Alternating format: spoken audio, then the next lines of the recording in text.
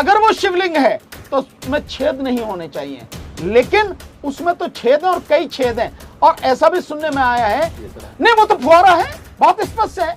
देखिए वहां के जो लोग हैं उन्होंने जो कहा है और जो वीडियो एक दिखाया जा रही है, शायद ये जो IT सेल के तनखिया कीड़े हैं इन्होंने फैला रखा है। वो जो ज्ञानव्यापी मस्जिद है, मस्जिद का सम्मान करना चाहिए, हमें मुस्लिम समाज का सम्मान करना चाहिए। मुस्लिम समाज की कुर्बानियों को जो इस देश के लिए उन्होंने दी है हमें भूलना नहीं चाहिए। नमस्कार, द जनता लाइव देख रहे हैं आप और मैं हूं आपके साथ पूजा। देश में इस वक्त इन्फ्लेशन रेट अपने चरम पर है। इसके अलावा तमाम ऐसी समस्याएं हैं जिनको लेकर लोग रोज़ सड़कों पर उतर रहे हैं। बेरोज़गारी, महंगाई और तमाम ऐसे मुद्दों के बीच में एक मुद्दा जिस पर इस वक्त सारा तंत्र लगा हुआ है, सबकी निगाहें टिकी हुई हैं, वो है ज्ञानव्यापी मस्जिद का।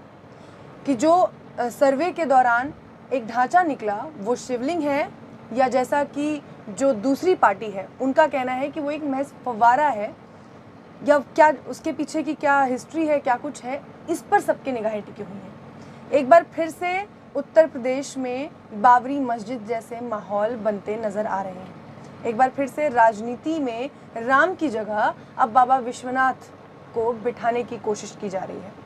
इस वक्त मेरे साथ भानु प्रताप सिंह जी हैं, सुप्रीम कोर्ट के जाने माने अधिवक्ता हैं, और इस मसले पर पूरी तरीके से जो पूरी पेचीदगी है, क्योंकि इसमें सुप्रीम कोर्ट इन्वॉल्व है और आने वाले समय में इसको लेकर न्यायिक जो प्रक्रिया चलने वाली है उस पर सबके निगाहें हैं।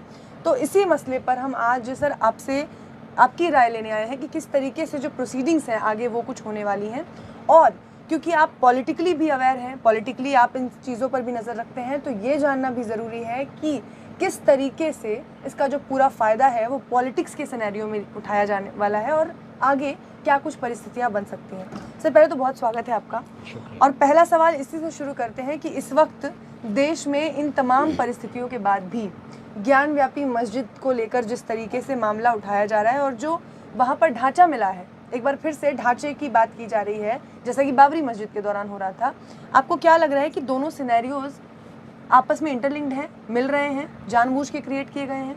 हाँ बिल्कुल, मैं इस बात से सहमत हूँ कि ये पूरी तरह से जानबूझकर क्रिएट किया जा रहा है, और इसके दो बहुत बड़े कारण हैं। सबसे बड़ा कारण तो राजनीति की ही है, इसके अलावा कुछ नहीं है। और दूसरा जो कारण है, वर्तमान समय में देश के जो बद से बदतर होते हालात लगातार और बुरे होते चले जा रहे हैं, उन हालात पर सरकार पूरी तरह से फेल है, घिरी हुई है। इसलिए उन हालातों पर लोगों का ध्यान न जाए, उसकी वजह से ये सारा सब कुछ क्रिएट किया जा रहा माहौल। हालत क्या है, देखिए सरकार की कोई भी हो, वैसे भी ये गैर संवैधानिक काम हो रहा है जो सरकार की तरफ से ये सब कुछ सरकार कहेगी हम तो कहीं इन्वॉल्व नहीं है। ये जितने भी लोग हैं, वो आदमी जिसने रिट डाल रखी है, ये जिसने पिटीशन डाली है, वो बीजेपी का ही आदमी है, ये सबको मालूम होनी चाहिए। तो सरकार ये सारा सब कुछ कर रही है, उसी के सुपरविजन में सब कुछ हो रहा है। तो ये जो सब चीजें हैं आज की तारीख में या किसी भी समय सरकार की सबसे पहली जरूरतें क्या होनी चाहिए? सरकार की जरूरतें होनी चाहिए लोगों के लिए शिक्षा, स्वास्थ्य, रोजगार, सुरक्षा, ये चीजें लोगों के लिए होनी चाहिए। अगर ये चीजें आप नहीं कर रहे हैं या इन पर आपका किसी तरह से कोई ध्यान नहीं है, तो आप सारा सब कुछ केवल और केवल उस समय में जिस समय देश इतने विकट संकट से गुजर रहा है, लोगों का ध्यान वहां से भटकाने के लिए ये घटिया निम्नतम स्तर की राजनीति कर रहे हैं। ये इसलिए सब कुछ हो रहा है।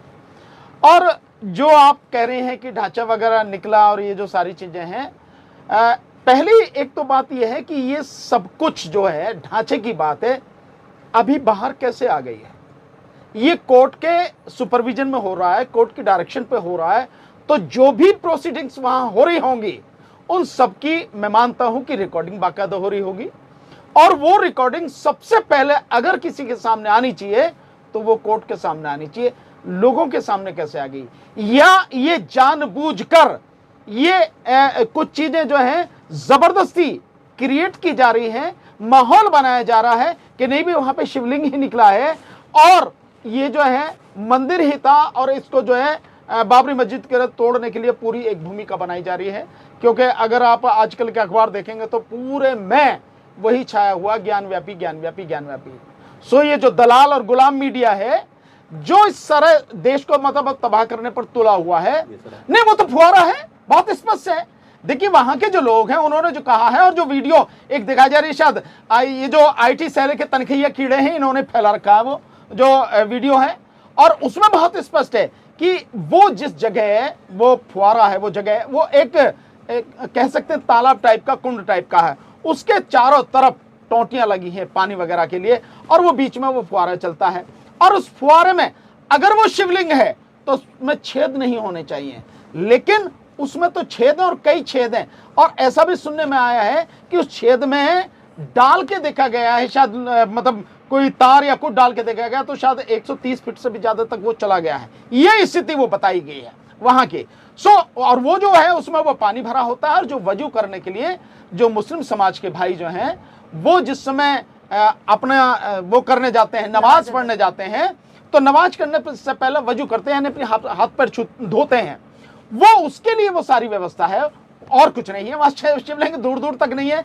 और दूसरी बात ये कैसे ये सारी चीजें हो रही हैं बाहर के सारी, जैसे मैंने पहले कहा, तो ये सब कुछ एक सोची समझी साजिश के तहत फैलाया गया एक षड्यंत्र है, और कुछ भी नहीं है। वहां ज्ञानव्यापी मस्जिद थी, है, और वही मस्जिद रहेगी, लेकिन उसके नाम पर देश को तबाह करने की, तोड़ने की एक गंदी और घिनौनी साजिश है। बीजेपी को और बीजेपी से जुड़े हुए जो लोग हैं उन्हें बाज आना चाहिए सबसे। सर एक अहम मुद्दा ये भी है कि इस वक्त ये ऐसा एक मामला नहीं है, इसके अलावा अब जामा मस्जिद पर भी निगाहें आ गई हैं लोगों की। वहाँ कहना है हिंदू संगठनों का कि इसके नीचे भी अब खुदाई की जानी चाहिए, इसके नीचे भी देवी देवताओं की मूर्तियाँ मिलेंगी। टीपू सुल्तान ने जो मस्जिद बनवाया था उसको लेकर भी अब उनका कहना है कि इसके नीचे हनुमान मंदिर है।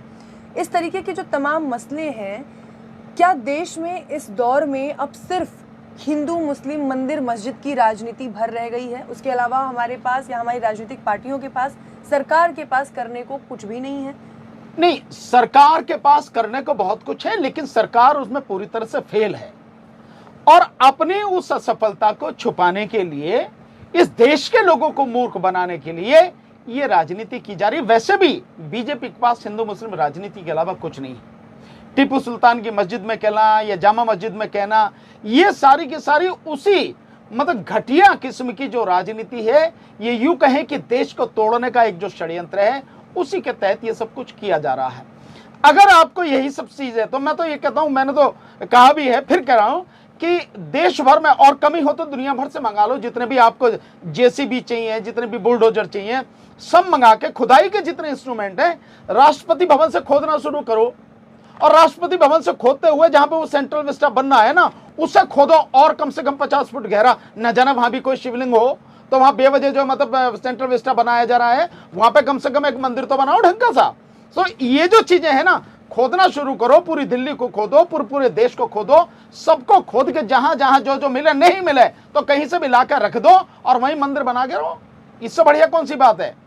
देखिए, मैं समझता हूं आज के समय में जो ये सारी चीजें हो रही हैं, हमें भूलना नहीं चाहिए कि हमारे ही करीब में श्रीलंका है, वहां भी इसी तरह के बहुसंख्यक समुदाय ने धर्म के साथ मिलकर जो अल्पसंख्यक समुदाय को परेशान किया, उसका नतीजा यह है कि आज श्रीलंका किस दौर से गुजर रहा दुनिया भर से छुपा नहीं है। नेता वहां के भागते फिर रहे हैं, प्रधानमंत्री खुद भागते फिर रहे हैं, ये हालत है। तो जनता की जो सहन शक्ति है उसका इम्तिहान नहीं लेना चाहिए। वो एक सीमा तक ही सारी चीजें बर्दाश्त कर सकती है, और जब बर्दाश्त करने की क्षमता सारी खत्म हो जाती है तो सरकार हो या कोई हो, जनता सड़क पे जिस दिन आ जाएगी, फिर मैं समझता हूं लोगों को भागने के लिए धरती भी कम पड़ जाएगी।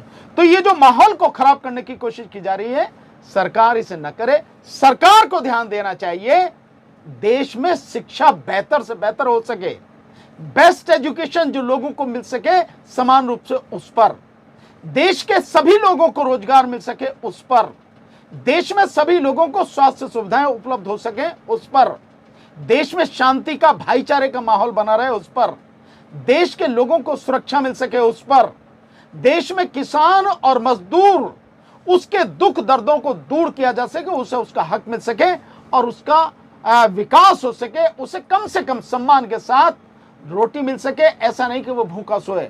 और 100 करोड़ की आबादी जो देश में इस समय भूखों मरने के कगार पे, उसे रोटी मिल सके, रोजगार मिल सके, सरकार का ध्यान इस पे होना चाहिए। नहीं है, इसे भटकाने के लिए सब हो रहा है। सर ये तो पॉलिटिकल एस्पेक्ट हो गया जिस पर हम बात कर रहे हैं कि क्या कुछ होना चाहिए और क्या कुछ नहीं हो रहा है, लेकिन अगर लीगल एस्पेक्ट पर अगर हम बात करें तो 1991 में जब बाबरी मस्जिद का मसला उठा था तब भी एक फ़ैसला आया था, और एक अहम फ़ैसला कि 1947 के बाद जो यथास्थिति होगी देश में कि जो मंदिर है वो मंदिर, जो भी धार्मिक स्थल जिस स्वरूप में है वो उसी स्वरूप में रहेगा।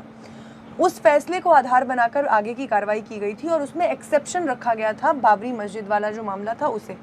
ऐसे में ये जो प्रोसीडिंग्स हो रही हैं, ये जो जांच हो रही है और ये जो सर्वेक्षण के आदेश दिए जा रहे हैं, ये आदेश अपने आप में कितने लीगल हैं, इन्हें कैसे देखते हैं? ये पूरी तरह से गैर कानूनी है। जब एक कानून बन गया 1991 में, एक बार एक कानून बन गया कि भाई जो 1947 से पहले की स्थिति थी धार्मिक क्षेत्र में, चाहे वो चर्च हो, चाहे मंदिर हो, चाहे मस्जिद हो, गुरुद्वारे हो, बौद्ध विहार हो, कुछ भी हो, उनकी जो स्थिति थी 1947 से पहले, तो आजादी के बाद उनकी स्थिति यूं की यूं रहेगी। उसमें कहीं कोई किसी की छेड़छाड़ नहीं होगी, कोई सर्वे नहीं, कोई तोड़फोड़ नहीं, कुछ नहीं।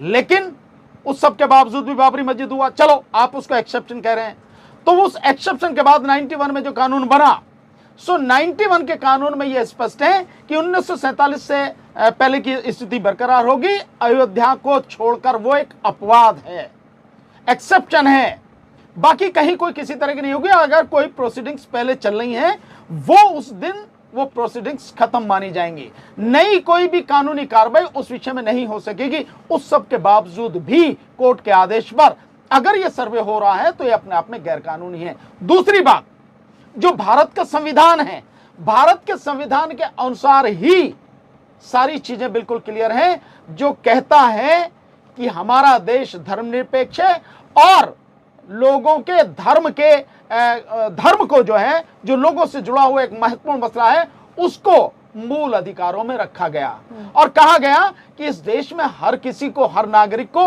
अपना धर्म अपनाने, उसके प्रचार प्रसार की स्वतंत्रता है। यह नहीं कहा गया कि दूसरे के घर में जाके खुदाई करवाने की बात करो, यह नहीं कहा गया कि भाई दूसरे के घर पे जाके कब्जा करो, यह नहीं कहा गया कि दूसरे के धार्मिक स्थान को तबाह करने की नीयत से सारी गंदगी फैलाओ।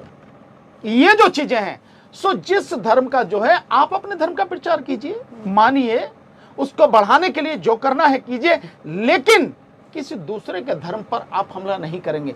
ये तो लगातार मुसलमानों को गाली दी जा रही है, मुसलमानों के धर्म को गाली दी जा रही है, उनको अपमानित करने का कोई मौका नहीं छोड़ा जा रहा है।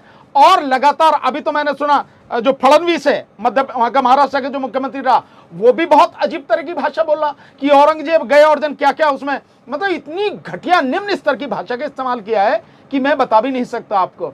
और यही सारी चीजें हो रही हैं और ये कहा जा रहा है कि अगर ये ज्ञानव्यापी और ये नहीं होगा मथुरा मस्जिद वगैरह, तो फिर हम हजारों जो मंदिर हैं, हजारों, हम उनका जो मसला उठाएंगे। मतलब केवल यही रह गया है देश में। क्या इससे जो ये सब माहौल बनाया जा रहा है, इस देश की गरीबी मिट जाएगी? क्या इससे इस देश की महंगाई रुक जाएगी? क्या इससे लोगों को शिक्षा मिल जाएगी? देश विश्व गुरु बन जाएगा? क्या किसानों और मजदूरों की समस्या का समाधान हो जाएगा? क्या महिलाओं की स्थिति बेहतर हो जाएगी? क्या इस देश में किसी भी तरह का एक अभूतपूर्व ऐसा बदलाव हो जाएगा जो दुनिया में देश का मान सम्मान बढ़े? नहीं ना, ये केवल और केवल दंगा भड़काकर इस देश को तोड़ने की साजिश है और कुछ नहीं। सर, ऐसी स्थिति में आप जैसे लोगों पर भी जिम्मेदारियां ज़्यादा बढ़ जाती हैं, जो लगातार अपनी राय रखते रहते हैं और सरकार के, उनकी नीतियों के खिलाफ बोलते हैं। ऐसे में सवाल ये भी है कि आप और आप जैसे लोग वो क्या कुछ करेंगे लोगों के लिए? किसका समर्थन कर रहे हैं, किसकी ओर है आप लोगों का झुकाव? आपको क्या लगता है कि यहाँ कौन सही है, कौन गलत है?